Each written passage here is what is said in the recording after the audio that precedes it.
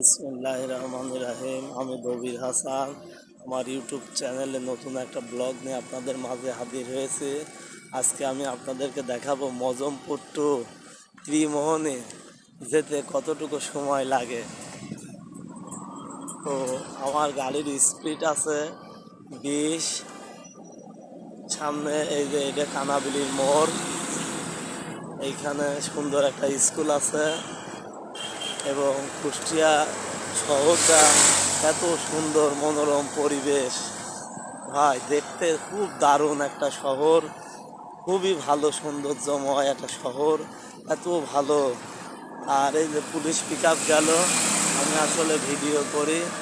আমার ভিডিওটা যদি ভালো লেগে থাকে অবশ্যই আমার চ্যানেলটা সাবস্ক্রাইব করতে ভুলবেন না। এই যে স্কুল আমি অতিক্রম করলাম এবং এই যে এই বিটটা দেওয়ার উদ্দেশ্য, মানুষ এই দিক দিয়ে এই রাস্তা থেকে ওই রাস্তা ক্রস করবে।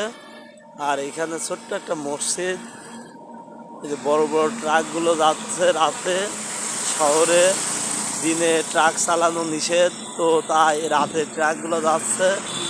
আর দ্রুতগামী কিছু মোটর সাইকেল দেখা যাচ্ছে, এরা খুবই স্পিডে চালায়। আসলে বাইক এত জোরে চালানো ঠিক না। তো আর বাইকওয়ালারা তো মোটর সাইকেলের ব্যালেন্স কন্ট্রোল করতে পারেই না। আর রাস্তায় হাইওয়ে রাস্তাতে গাড়ি চালাইতে হলে অবশ্যই হেলমেট পরতে হয়, এরা হেলমেট পরে না। তো যাই হোক, বলা বাহুল্য, বলার কিছু নেই। বাংলাদেশ নিজের স্বাধীন মতো মানুষ চলে। আর এই যে ফুল গাছগুলো খুবই সুন্দর লাগছে রাতের কিনারে।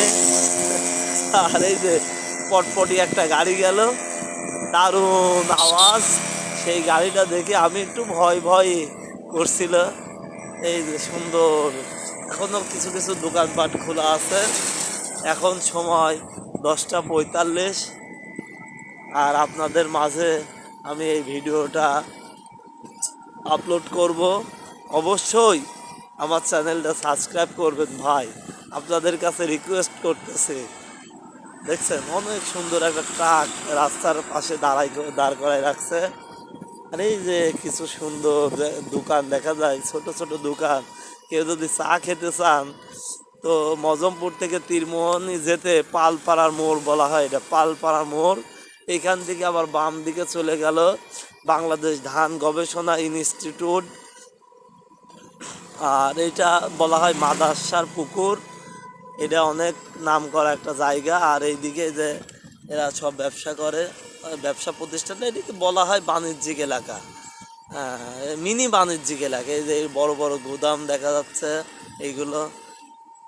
তো আল্লাহ হাফেজ এভরিবডি, বাই বাই।